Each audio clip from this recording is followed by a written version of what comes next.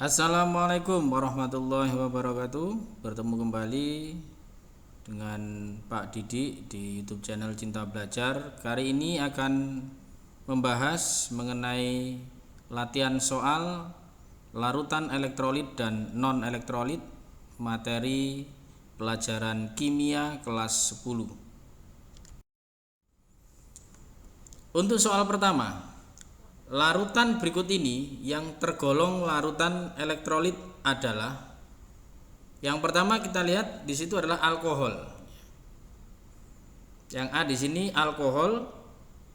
Alkohol dengan rumus umum kimia di situ C2H5OH di sini tergolong non elektrolit. Air gula pun sama ya, yaitu C6H12O6 di sini juga tergolong non elektrolit. Nah, air garam dapur ini ya berupa NaCl ya. Untuk NaCl di sini ikatan ion dan bersifat elektrolit kuat ya, elektrolit kuat. Urea dengan rumus umum CONH2 dua kali di sini tergolong non elektrolit juga. Glukosa pun sama, yaitu non elektrolit. Berarti untuk soal ini yang paling tepat jawabannya adalah air garam. Untuk nomor 2, soal berikutnya, pasangan larutan berikut yang tergolong non elektrolit. Kita lihat yang pertama adalah urea dan air minum. Urea memang benar di situ non elektrolit, tapi di sini air minum masih mengandung yaitu elektrolit ya. Masih ada senyawa elektrolitnya. Nah, urea dan gula ini kedua-duanya adalah non elektrolit. Tapi kita cek satu persatu. Yang C di situ ada asam asetat ya. Asam asetat di sini adalah CH3COOH. Ini asam lemah. Dia juga tergolong elektrolit lemah. Untuk amonia di sini NH4OH. Nah, ini basa lemah juga tergolong elektrolit lemah. Garam dapur ya, NaCl ini elektrolit kuat. Asam sulfat H2SO4 ini juga elektrolit kuat. Jadi yang D dua-duanya kuat. Air laut juga mengandung berbagai macam garam dan juga garam dapur ini juga elektrolit kuat. Jadi yang tergolong non elektrolit di sini adalah urea dan gula. Itu soal berikutnya, glukosa dalam air membentuk larutan non elektrolit karena yang pertama, yang A, glukosa merupakan senyawa yang tidak mengalami ionisasi ya. Jadi senyawa glukosa tidak mengalami ionisasi ya. Yang B, glukosa merupakan senyawa yang mengalami ionisasi. Yang C juga sama, yang tidak mengalami ionisasi. Yang D ya, glukosa merupakan senyawa non polar. Dan yang E adalah glukosa merupakan senyawa kovalen non polar yang larut dalam air dan menjadi kovalen polar ya. Karena di sini konteksnya adalah glukosa ya, glukosa di dalam air itu akan membentuk larutan non elektrolit. Berarti jika hubungannya dengan non elektrolit dilarutkan dalam air, ini hubungannya dengan proses ionisasi. Berarti jika itu non elektrolit berarti tidak mengalami ionisasi. Ya, berarti tidak mengalami ionisasi. Berarti di sini yang paling tepat adalah bisa di sini ada A dan juga ada C. Di sini jawabannya sama dikarenakan glukosa senyawa yang tidak mengalami ionisasi. Berikutnya, berdasarkan tabel Ya, di sini ada larutan 1 sampai larutan 5 dengan berbagai macam hasil pengamatan, ada yang menyala, ada yang gelembungnya banyak, ada juga gelembungnya tidak ada di situ. Untuk pertanyaannya adalah larutan yang tergolong elektrolit dan non elektrolit secara berurutan adalah larutan nomor, kita cek satu persatu di sini. Yang nomor 1 lampunya menyala, gelembungnya ada, berarti di sini adalah elektrolit. Berarti yang nomor 1 ini adalah senyawa elektrolit. Yang nomor 2 non elektrolit dikarenakan tidak menyala dan tidak ada gelembung. Yang nomor 3 menyala dan ada, berarti dia elektrolit. Yang nomor 4 tidak menyala tidak ada, berarti non elektrolit. Dan nomor 5 menyala dan ada gelembung, berarti elektrolit. Berarti dari sini pasangan berturut-turut yang paling tepat adalah, coba kita cek yang A 1 dan 2, yaitu elektrolit dan non elektrolit. Betul? 1 dan 5 itu sama-sama elektrolit, berarti salah. Yang C 2 dan 4 sama-sama non elektrolit. Yang D 2 dan 5 non elektrolit dulu baru elektrolit. Yang E di situ adalah 4 dan 5 non dan elektrolit. Dikarenakan pertanyaannya harus yang berurutan, elektrolit dulu kemudian non elektrolit, maka yang paling tepat jawabannya adalah yang A.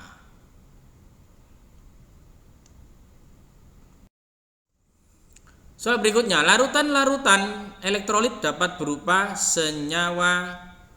Untuk elektrolit dipastikan di situ ikatannya bisa ion, bisa kovalen polar ya.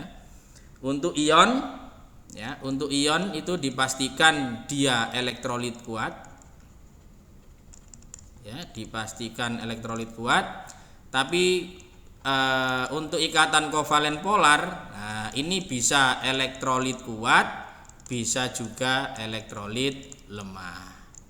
Untuk kovalen non polar, ya, kovalen non polar ini dipastikan dia bersifat non elektrolit. Berarti dari sini larutan-larutan elektrolit dapat berupa senyawa ion dan juga bisa senyawa kovalen polar yang B. Untuk soal berikutnya mengenai tabel pasangan yang merupakan elektrolit kuat dan elektrolit lemah. Dilihat dari gelembungnya, jika di situ gelembungnya banyak, sudah pasti dia elektrolit kuat. Ya, ini sudah pasti elektrolit kuat.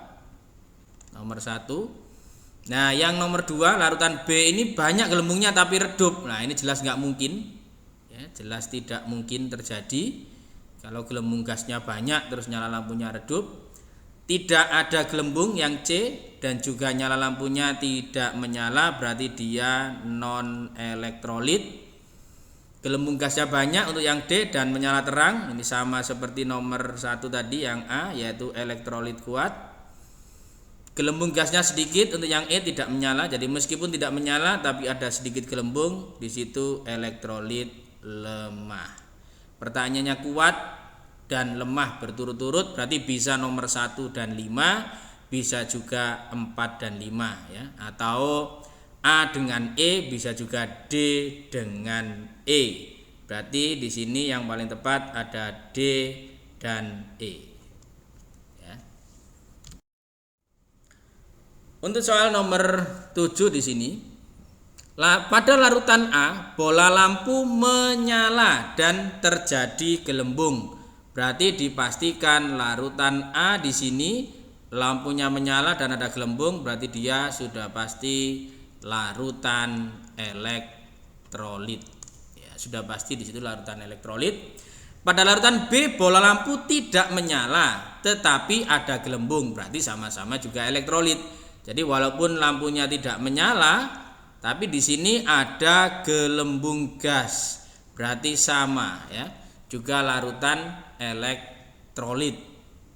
Kesimpulan yang dapat ditarik dari eksperimen ini adalah Larutan A elektrolit kuat dan larutan B non elektrolit.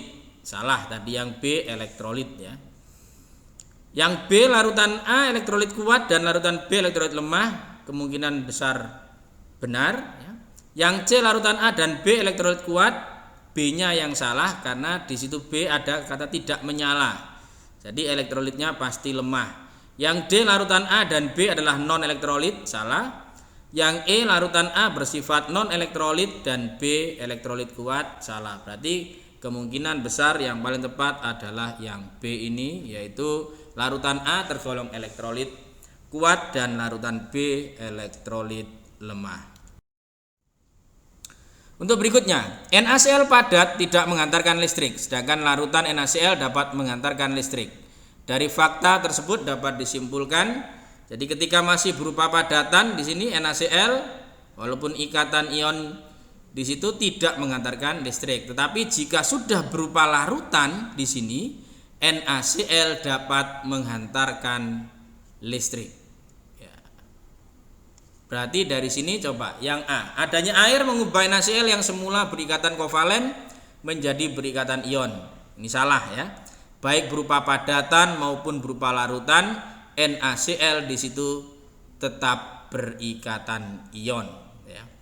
Yang B, NaCl padat tidak terionisasi tapi bila dilarutkan dalam air akan terionisasi. Jadi ini yang memungkinkan. Karena jika senyawa itu dilarutkan ke dalam air ya, jadi akan terjadi proses ionisasi, yaitu NaCl akan terurai menjadi Na plus Cl min, dan ini tergolong elektrolit kuat dan terionisasi sempurna. Berarti yang paling tepat adalah yang B ya. HCl yang C cair berikatan ion tetapi HCl, nah di sini tertulis HCl, sudah pasti salah karena pertanyaannya adalah NaCl. Yang D, air menimbulkan perubahan pada kekuatan arus, di situ juga salah. Arus listrik akan mengalir bila ada air sebagai mediumnya. Juga tidak berhubungan dengan NaCl padat dan larutan NaCl. Jadi yang paling tepat adalah yang B, larutan NaCl, yaitu NaCl padat tidak terionisasi, tapi bila dilarutkan dalam air akan terionisasi. Soal berikutnya, pasangan larutan berikut yang tergolong elektrolit lemah. Tergolong elektrolit lemah. Urea dipastikan di sini urea non elektrolit. Ya, urea non elektrolit. Sudah pasti salah. Ya, ini sudah pasti salah. Ada urea pasti salah. Ada urea juga salah di sini. Apalagi di sini gula juga non elektrolit. Nah, asam asetat di sini CH3COOH itu elektrolit lemah, amonia N4OH juga elektrolit lemah. Berarti yang paling tepat di sini jawabannya adalah yang C. Dikarenakan yang D, garam dapur itu elektrolit kuat dan juga asam sulfat juga elektrolit kuat. Yang E, air laut juga dipenuhi berbagai macam garam dan juga garam dapur, itu semuanya adalah elektrolit kuat. Jika diminta elektrolit lemah, maka yang paling tepat adalah asam asetat. Senyawa berikut yang merupakan elektrolit kuat. Yang pertama adalah C2H5OH. Di sini etanol ya, bagian dari alkohol, ini bersifat non elektrolit. H2SO4 ini adalah asam sulfat.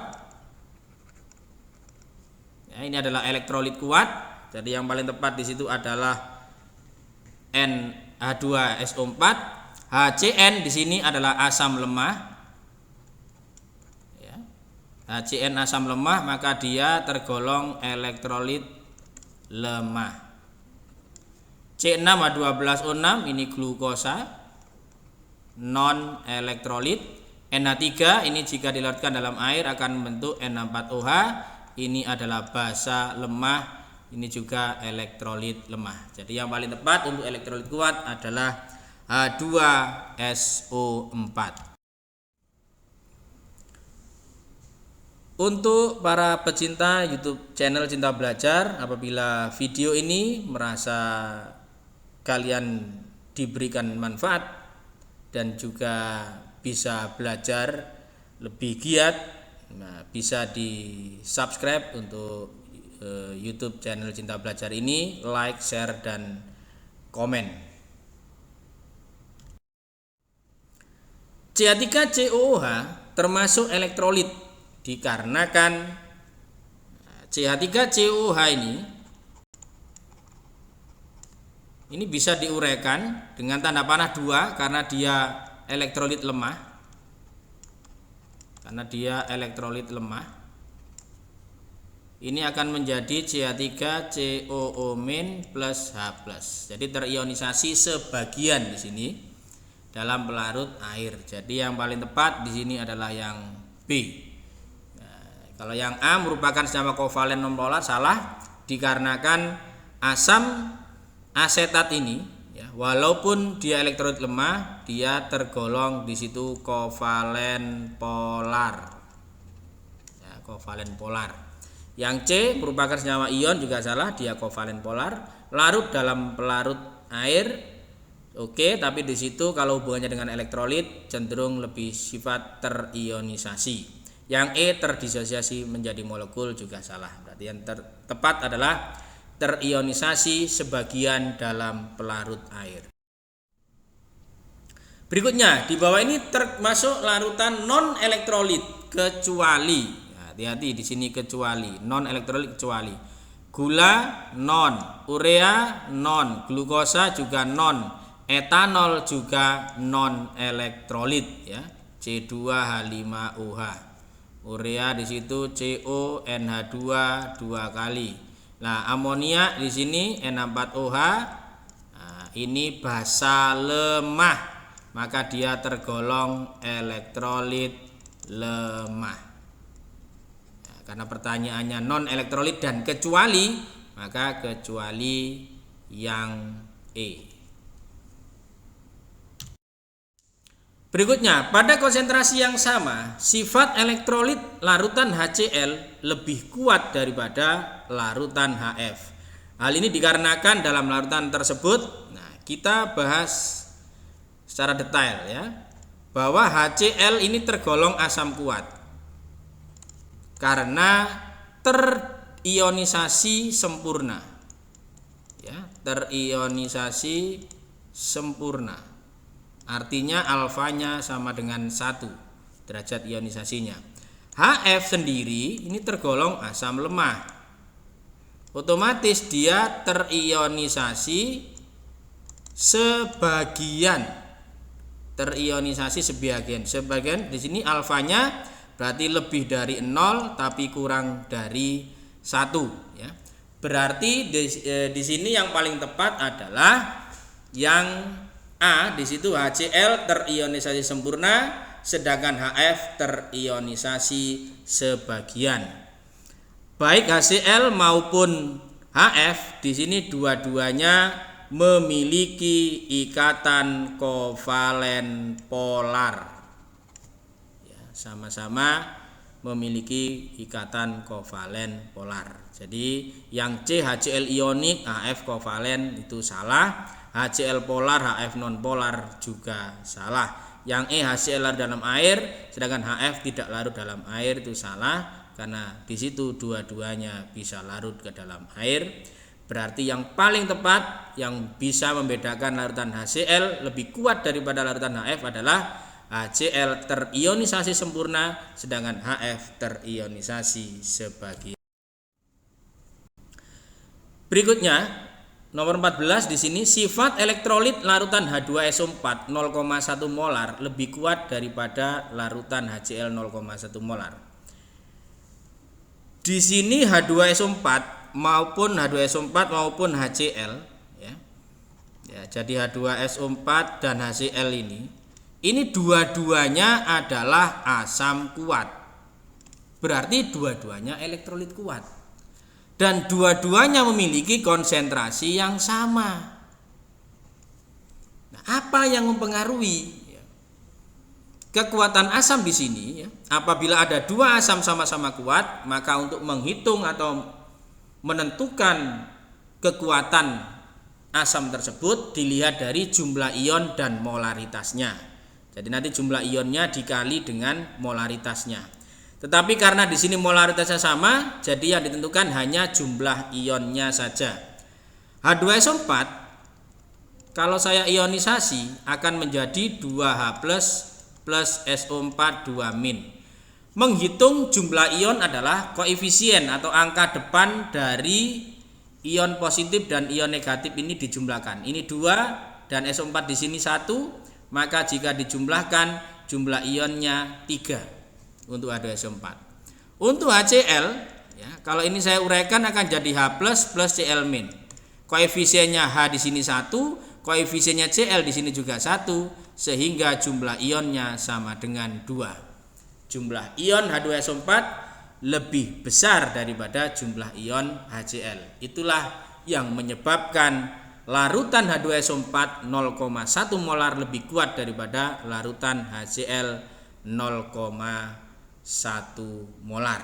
Ya, berarti konsentrasi ion-ion dalam larutan H2SO4 lebih besar daripada konsentrasi ion dalam larutan HCl, ya, karena yang A di situ konsentrasi ion-ion dalam larutan H2SO4 sama dengan konsentrasi ion-ion dalam larutan HCl. Itu salah, ya, karena lebih besar jumlah ion dari H2SO4 sebanyak 3, sedangkan jumlah ion HCl sebanyak 2. Berikutnya, dari pengamatan daya hantar listrik diperoleh data sebagai berikut. Glukosa lampunya tidak menyala, tidak ada gelembung, berarti glukosa di situ non elektrolit.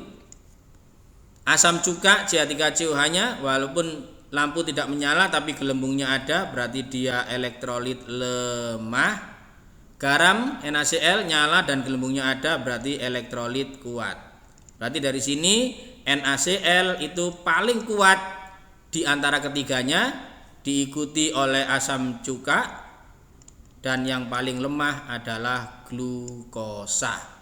Berarti di sini glukosa lebih lemah daripada CH3COH dan CH3COH lebih lemah daripada NaCl. Berarti yang paling tepat adalah yang B. Suatu larutan yang dapat menghantarkan listrik dapat dibuat dengan cara yang A, melarutkan senyawa ionik ke dalam air, melarutkan senyawa ionik ke dalam minyak tanah, melarutkan gula ke dalam air, urea ke dalam minyak goreng, dan melarutkan garam dapur ke dalam minyak tanah. Yang paling tepat adalah melarutkan senyawa ionik ke dalam air, ya. Contohnya NaCl, ya. Contoh yang paling terkenal ini adalah NaCl, ini terurai menjadi Na plus Cl min, bisa juga KCl misalkan menjadi K plus Cl min. Ini akan bisa menghantarkan listrik. Jadi walaupun senyawa ionik tapi jika dilarutkan ke dalam minyak ya tidak bisa terionisasi, ya. Tapi ada yang dimasukkan ke dalam air tapi tetap tidak terionisasi, tidak menghantarkan listrik apabila larutan tersebut sudah bersifat non elektrolit atau berikatan kovalen non polar seperti gula. Gula ini bersifat non polar, walaupun dilarutkan ke dalam air tetap tidak menghantar listrik. Berarti yang paling tepat di sini, suatu larutan yang dapat menghantarkan listrik dapat dibuat dengan cara melarutkan senyawa ionik ke dalam air. Di antara larutan-larutan berikut yang tergolong larutan elektrolit lemah adalah yang pertama KCl. KCl saya uraikan menjadi K plus Cl min. Senyawa kimia apabila diuraikan terurai membentuk ion positif dan ion negatif tanpa ada H plus atau OH min, ini disebut sebagai garam dan dia tergolong elektrolit kuat.